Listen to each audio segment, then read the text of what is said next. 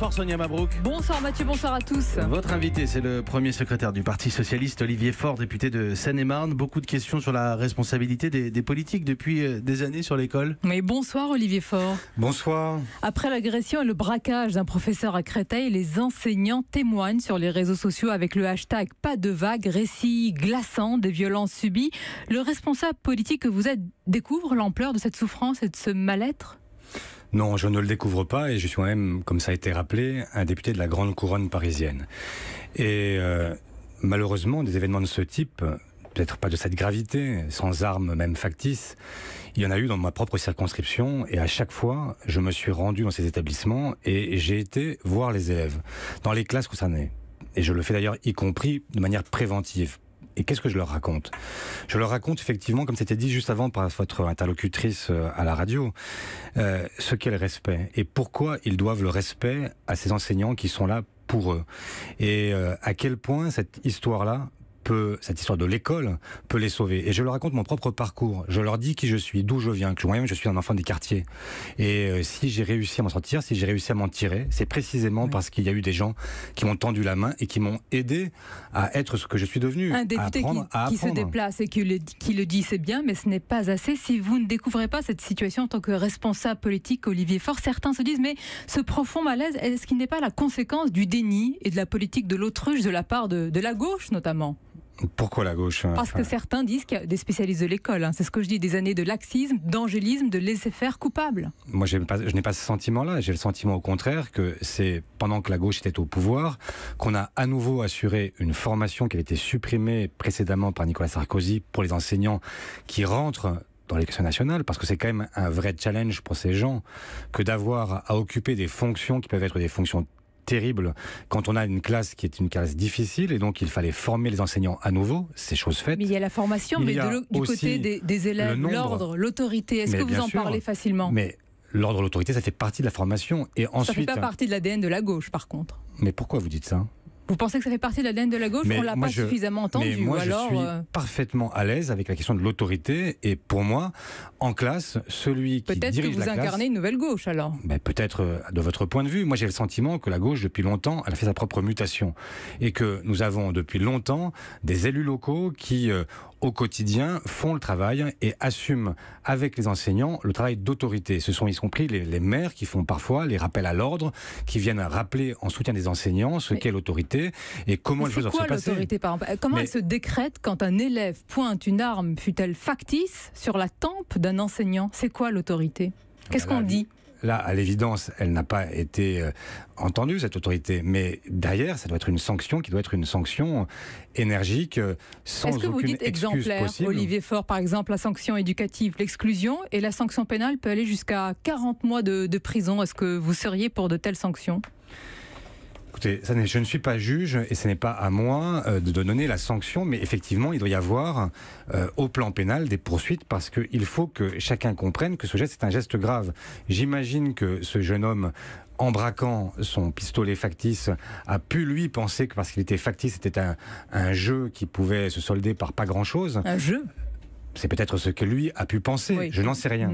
Je dis simplement que dans n'importe quelle circonstance de la vie, si vous êtes vous-même à aller braquer votre épicier avec un pistolet en plastique, vous prenez la même chose que si vous aviez une arme, enfin peut-être un peu moins, mais enfin vous êtes quand même condamné parce que vous avez laissé penser que vous aviez une vraie arme. D'ailleurs, on en parle peu, vous parlez de l'individu, l'élève qui a pointé son arme, mais il y a toute la classe derrière qu'on entend s'amuser d'une telle situation. Est-ce que ce ne sont pas autant d'attitudes complices, voire même coupables aujourd'hui ? Une classe qui s'amuse de voir un professeur braquer. D'après ce que j'ai compris, ça n'a pas été filmé pendant une heure de cours, mais il y a effectivement d'autres élèves qui sont là, dont un qui filme et qui n'a pas encore été identifié. Mais effectivement, ça dit beaucoup sur l'attitude que certains élèves peuvent avoir aujourd'hui par rapport à l'institution scolaire. Et donc, il faut évidemment que ces enfants-là soient ramenés rapidement dans le droit chemin, c'est-à-dire qu'il faut que la sanction soit lourde, qu'elle soit compréhensible et qu'on ne soit pas effectivement à dire qu'il ne faut pas faire de vagues, parce que les vagues, elles existent. Mais les vagues, c'est pas ce qu'on dit de l'école, c'est pas ce qu'on dit de l'enseignant. Les vagues, ce sont ces enfants qui, pour certains d'entre eux, sont malheureusement dans une dérive. Là, un adolescent, bien plus que cela. Bien sûr, mais enfin, c'est grâce à un enfant. Et ce qui sont aujourd'hui, en réalité, laissés, enfin, qui ne peuvent pas être.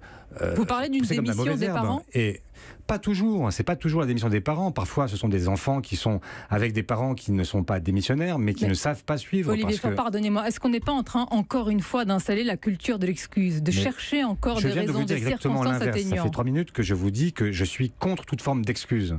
Je pense que la sanction doit exister et qu'il faut être ferme et qu'il faut être droit et qu'il faut soutenir des enseignants qui, eux, font leur travail et qui le font. Et il faut leur rendre hommage parce que ce travail n'est pas si simple aujourd'hui. Il faut leur rendre hommage et des actions concrètes, des propositions, peut-être que le PS en a concrètement. Mais sur la délinquance, sur la formation, sur la délinquance, sur la société en général. J'observe qu'on a là 2 ministres qui ce matin nous disent qu'ils vont faire un plan contre la violence, mais ce serait quand même plus intelligent de ne pas faire ce qu'ils font sur le budget de l'éducation nationale.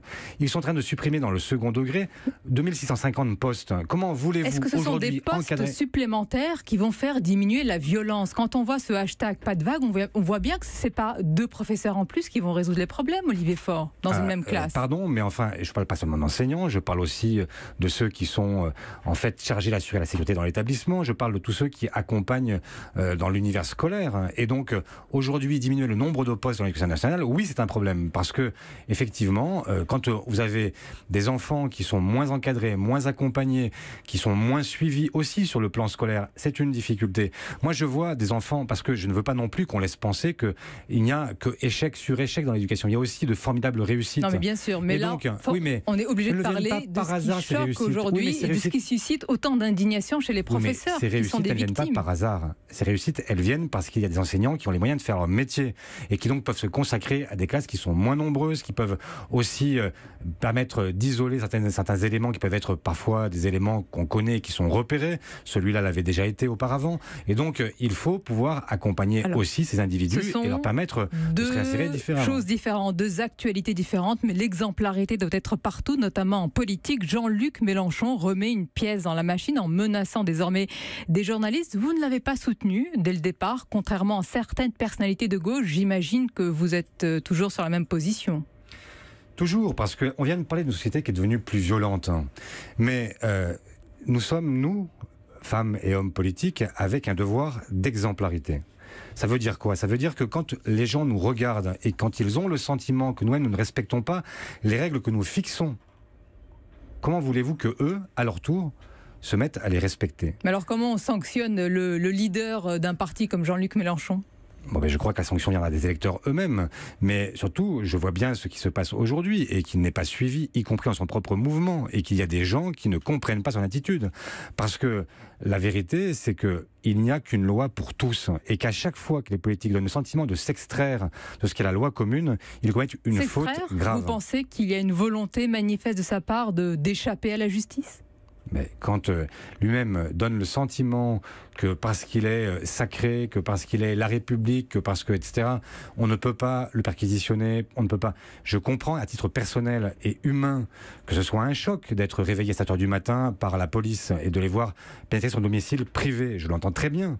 Mais ce qui se passe pour Jean-Luc Mélenchon, c'est passé pour d'autres auparavant et se passera encore pour d'autres Français qui, eux, n'ont pas le droit à la même publicité. Donc vous demandez l'exemplarité, évidemment, partout. Je demande l'exemplarité partout. Merci Olivier Faure, merci d'avoir été l'invité d'Europe 1 ce soir.